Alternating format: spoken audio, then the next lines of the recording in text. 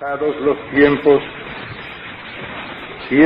en la mayor parte perdidos en rivalidades, en desconfianzas, en incomprensibles esquiveces, y cuando una serie de sucesos de favorable desarrollo abre amplias perspectivas a la familia de los americanos, llegáis, excelentísimo señor, a la patria que ayer brotaba soldados para la libertad, a buscar, siguiendo las huellas de Bolívar, la unión entrañable de nuestros pueblos. Ya sé que vuestros esfuerzos encuentran en nosotros una reciprocidad que ya sabéis, muy cálida y muy ambiciosa también.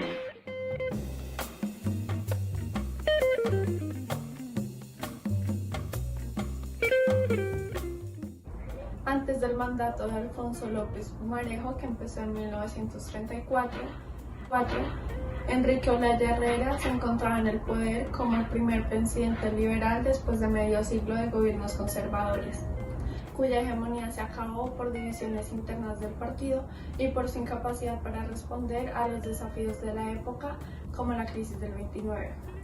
Sin embargo, esto estuvo lejos de ser un cambio brusco, pues Olaya Herrera fue muy moderado con sus políticas para evitar tener roces con la oposición. Aún así, a pesar de que este gobierno se mostró con miedo a lo nuevo, el Partido Conservador seguía condenado al liberalismo, y la relación conservadores-liberales se deterioró aún más.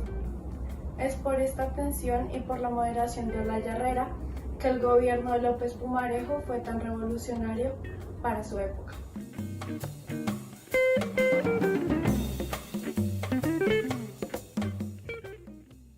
Alfonso López Pumarejo fue un estadista que tenía una visión más moderna sobre la sociedad y criticaba a las élites tradicionales. Revolución en Marcha es como se conoce su primer mandato, ya que él tuvo dos. El primero de ellos fue en 1934 al 38 y el segundo del 42 al 45. El punto principal de la Revolución en Marcha era superar el atraso en el cual se encontraba sumido el país. Y partió de un postulado que para lograr esto tocaba aplicar reformas de corte liberal. Para López, la falta de desarrollo industrial en el país, comparada con los otros países vecinos, se veía a la falta de mano de obra especializada y el atraso de la tecnología. Como no se encontraban con los recursos para crear trabajadores competentes, se enfocaron primero en el campo de la educación. Para esta época la población estudiantil era muy baja y la deserción era muy alta, además de que la infraestructura era muy mala y no se contaba con maestros con la formación adecuada. Fue ahí cuando la educación escolar fue declarada obligatoria y gratuita. Entonces las universidades empezaron a aceptar mujeres y se eliminaron las trabas que servían como excusas para evitar el ingreso de los estudiantes a las aulas, ya fuera por razones étnicas, morales, políticas o religiosas. La Universidad Nacional fue reestructurada, entonces aumentaron sus recursos, la autonomía, la libertad académica y se crearon nuevas carreras y facultades, entre esas la de química, veterinaria, economía y arquitectura, ya que anteriormente la Universidad Nacional solamente ofrecía ingeniería, derecho y medicina.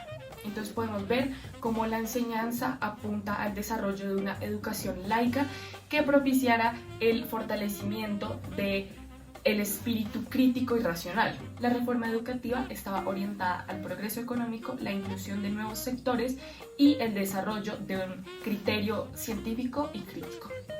Otra institución muy importante fue la Escuela Normal Superior, creada en 1936. Con el apoyo de científicos europeos se convirtió en un centro intelectual que se encargó de la formación de profesores de secundaria que se especializaban en las 4 áreas principales, que son ciencias naturales, ciencias sociales, física y matemáticas y literatura de idiomas.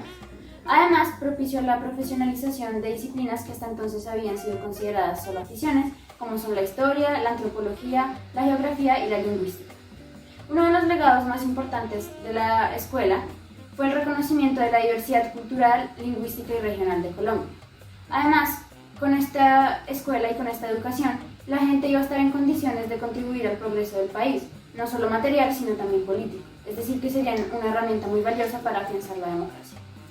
Aparte de todo esto, se quiso democratizar la cultura, ofreciéndole a los sectores populares posibilidades para su desarrollo espiritual, lo que se hizo mediante cosas como ferias del libro, bibliotecas aldeanas, publicaciones con tarifas reducidas, escuelas ambulantes, cinematografía educativa y conferencias didácticas. Otro aporte muy importante fue la reforma tributaria. Hasta entonces los recursos estatales dependían de los impuestos que gravaban las exportaciones e importaciones, lo que sometía al Estado a los vaivenes de la coyuntura internacional. Además, los ingresos fiscales eran muy reducidos, la población casi no pagaba impuestos.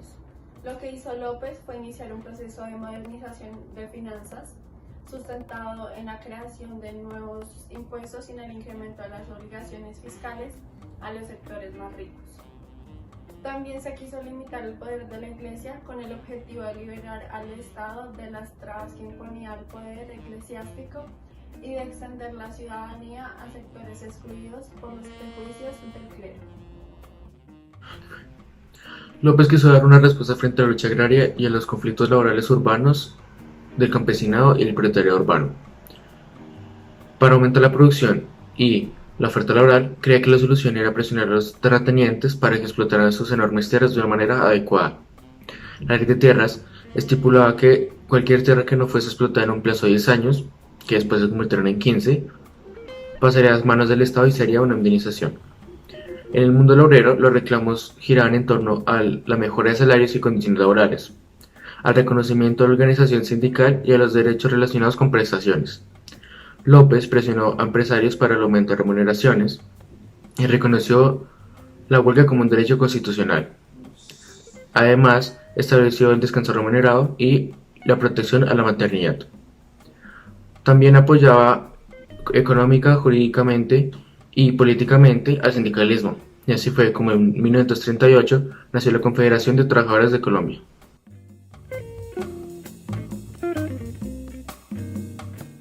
Pero no todo fue perfecto, ya que incluso los propios liberales tenían actitudes conservadoras. Mientras que por un lado, la emancipación de la mujer se vio recompensada con el derecho al ingreso a la universidad y la eliminación de cláusulas discriminatorias en las relaciones conyugales, por el otro, los estatutos jurídicos seguían discriminando a la mujer en materia sexual, familiar y moral, aparte de que la figura femenina seguía siendo apartada de los asuntos políticos.